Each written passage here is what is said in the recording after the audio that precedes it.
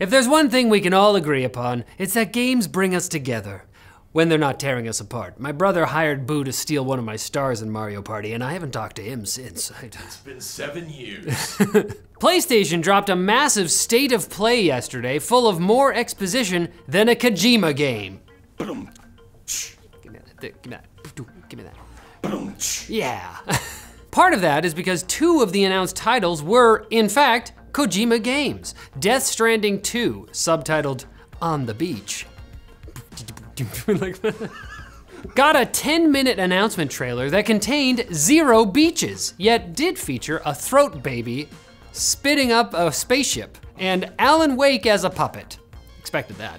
Sony and Kojima-san also teased Fizzant, a brand new action espionage IP that is legally distinct from Konami's Metal Gear Solid. Are we clear on that? Speaking of Kojima's ex, Konami also surprise announced / launched Silent Hill: The Short Message for free on the PS5 and showed off some of the Silent Hill 2 remake's combat, something the series isn't remembered for, at least not fondly. In the trailer, James Sunderland, as portrayed by Leon S. Kennedy in a green coat, shoots a bunch of guns and fights an armless enemy with the power of QTEs. All while looking for the president's daughter. To be fair, you had to mash buttons to escape the original game's Abstract Daddy, which was also my college nickname. In other Big Daddy news, Judas, the new game from BioShock creator Ken Levine, looked a lot like BioShock in its new story trailer. And there were even some VR games announced, including one set in the Metro universe. But I still don't know how Sony expects me to play all these games. I could barely find the time to watch their presentation. It was over 40 minutes, and a quarter of it was Death Stranding 2.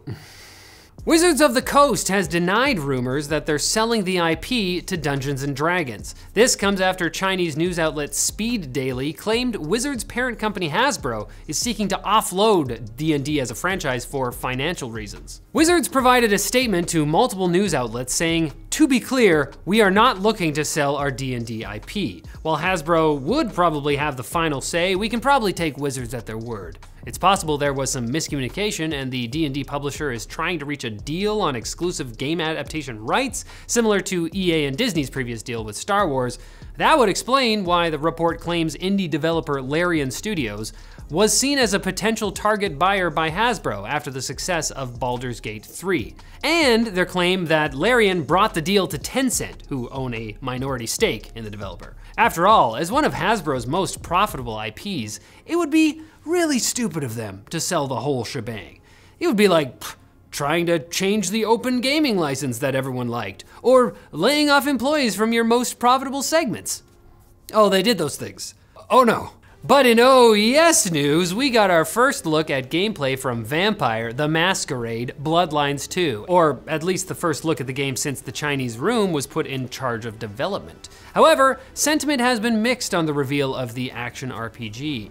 The official World of Darkness YouTube channel posted both a gameplay trailer and an extended gameplay reveal that included extra story elements and some added commentary from the developers. Vampire fans are eating good. It's the sound of them slurping it up. Gross. While the original 2004 game had deep dialogue options and terrible combat, Bloodlines 2 appears to have taken the opposite approach. All the best vampires have lightning speed punches, so I'm glad to see that included in the game. Meanwhile, some fans are upset the dialogue system seems to consist of 3 options that don't clearly state what it is you're going to say. Some are comparing this to Fallout 4's maligned dialogue system, but other series like Mass Effect have used a similar approach to great effect. One big bummer is that there will only be 4 playable vampire clans, rather than the 7 from the original. But one of the 4, the Banu Hakim, wasn't playable in Bloodlines 1. Hopefully the game pans out, because I've been waiting nearly 20 years to live my best goth life again, is what Jacob says. I got my boots ready and everything. What's happening? Ha! Now it's time for Quick Bits, brought to you by Magic Spoon. Their grain-free treats cereal snacks have 11 grams of protein, 1 to 2 grams of net carbs, and only 1 gram of sugar per serving. These crispy snacks currently come in 4 delectable flavors: marshmallow, chocolatey peanut butter, blueberry muffin, and double chocolate. Snap, crackle, and pop your way to the link below. Can we say that legally? And use code Linus for $5. Use code Linus for $5 off a Treats combo pack. Okay, now before the quick bits start, I need you to know something. I don't have a lot of time, okay? So I'll have to keep this short. If I don't, they're gonna After Rocksteady pulled Suicide Squad offline during the game's premium early access period, the studio refunded Deluxe Edition buyers for the lost time with $20 worth of in-game currency. A shrewd maneuver, seeing as searches for Suicide Squad Refund went up almost 800% after the disastrous early access launch. For those curious, $20 in-game translates to 2,000 Luther coins. It's like Dwight bucks. And I gotta hand it to Rocksteady here because it makes perfect sense that Lex would have his own cryptocurrency. The developers of Burnout Paradise Remastered may have revealed they're working on a brand new title in the long dormant arcade racing series. Stellar Entertainment wrote a tweet containing hints about what their current project is, and many fans took the references to rear-ending and takedowns as references to the Burnout franchise. After all, takedowns are the in-game term for destroying an opponent's car and the subtitle of the third game in the series. Coincidentally, Takedown was also my second college nickname.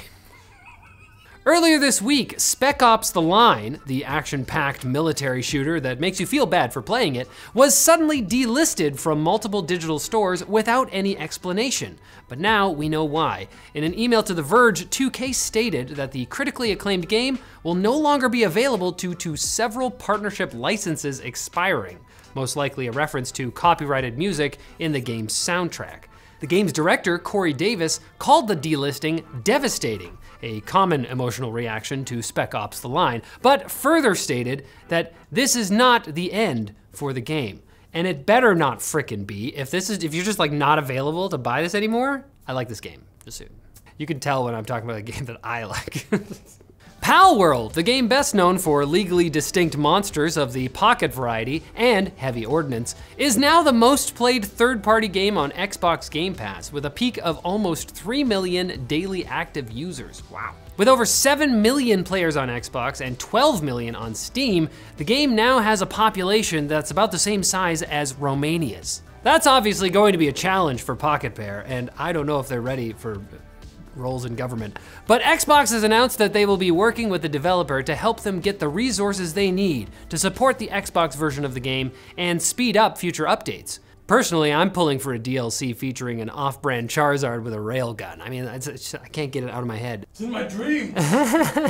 And humanity's quest to run Doom on literally everything has entered a new phase of, why would you even try to run Doom on that? In a paper, MIT biotech PhD student Lauren Ramlan describes a method by which one could arrange cells of E. coli onto a 32 by 48 grid and illuminate individual cells using a fluorescent protein, creating a 1-bit display for, what else? id Software's classic FPS. It's what you would obviously use it for. The only catch is the frame rate would be about 1 frame per 9 hours.